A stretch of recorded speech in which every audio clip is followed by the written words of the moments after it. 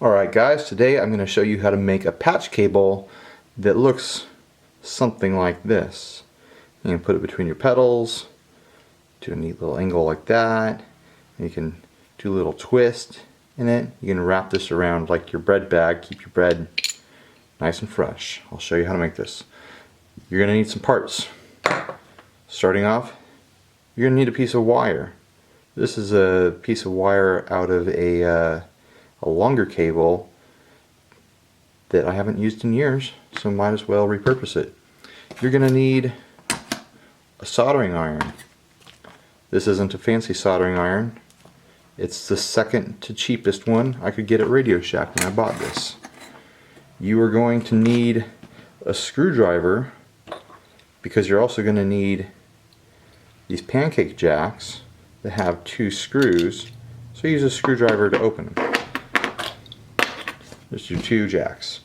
You're going to need solder. 60/40. I get this from GFS. I like it so far. There's nothing wrong with it. It's cheap too if you buy a bunch of it. You're going to need the filthiest, nasty looking razor you could find. This guy, just keep it around on my work desk for whatever reason. You are going to need pliers. Specifically the wire cutters.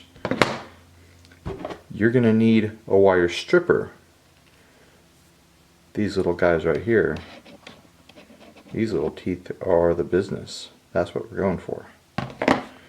What else? That's it. Let's get started. Okay, first off, I'm getting the focus here as best I can. You're going to need to unscrew and open up the pancake jack. Screw out of there.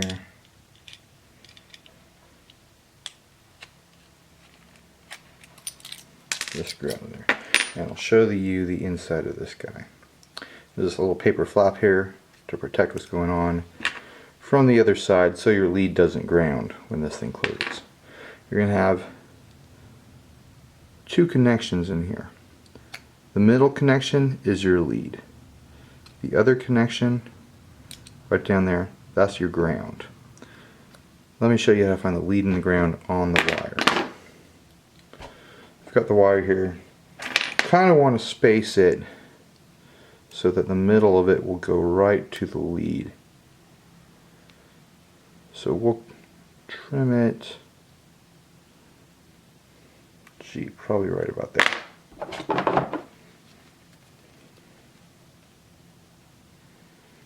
What I like to do is I like to hold on to it, and then I use a razor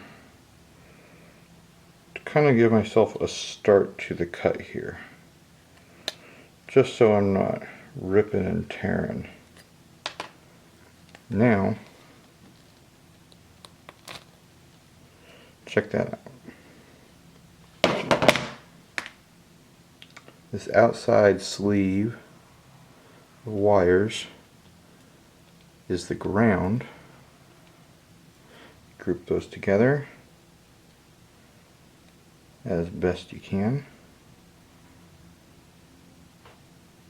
Oh, look at that, I start to cut it through that part.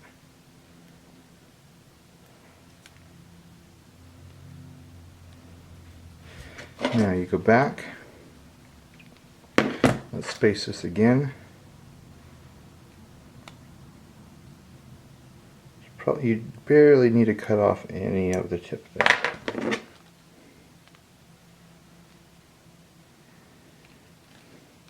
Once again, I like to score it with a razor. Don't cut yourself, kids. Razors are sharp. And it pulls right off. So let's check our spacing. So with this, what I'd like to do also, pull out the pliers. I like to cut the ground to be a little shorter than the sleeve on the lead. And that means that the ground is much less likely to connect to the lead for any reason. I'm going to pull up a chair and sit down. Get a little comfortable. Okay, so now what's the next game plan here? I like to give that a little twist. Also, these guys, it's kind of flat down in there. I'm going to use the pliers to pull it out a little bit. You have a lot of headroom in these things. So I pulled it out, as you can see, just to give myself more room to work. And what that lets me do is kind of just tuck it in there, give it a little wrap. Now, I've made myself a little jig here just for my convenience. A little cardboard box with a hole poked in it. And this will hold what I'm doing. Let's see if I can zoom in on this while I'm working.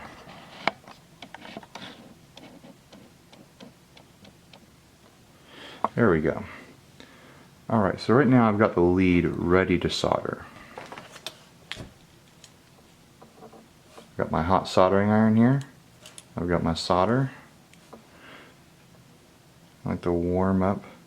Let me check to make sure this is hot. Yeah, that's hot. I like to warm up where we're going to be soldering. And then apply the solder. You don't need a lot. Just enough to connect it.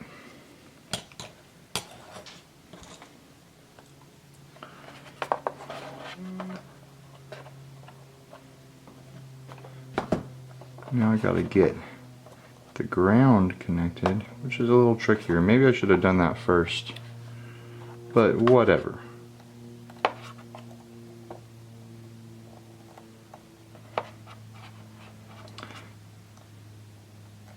The ground is a lot more forgiving because the outside case here is part of the ground. So if solder connects to the outside case, you're fine.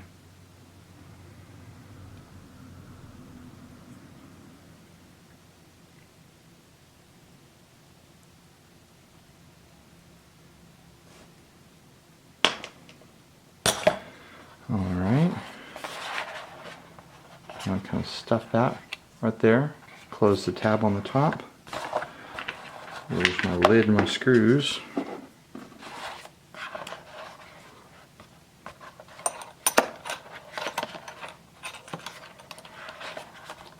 And these little grooves right here, that's what's going to grab onto your cable. When you really cinch this thing down, it's going to be cinching down on the cable instead of cinching down on what you soldered in there. It's hard to do this with the camera in your face. And keep looking at the camera instead of looking at what I'm doing with my hands.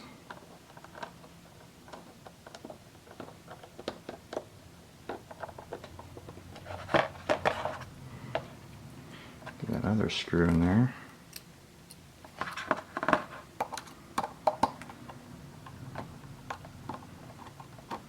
And you get this nice and tight. You want it to be all the way tight so that there's no gaps.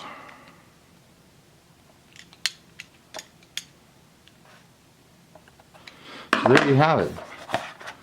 And that's one end of it. Let me pull out a little bit. That's one end of a patch cable. All you got to do is rinse and repeat on the other side. You'll have yourself one of these. Similar length. They don't need to be perfect. There you go, guys.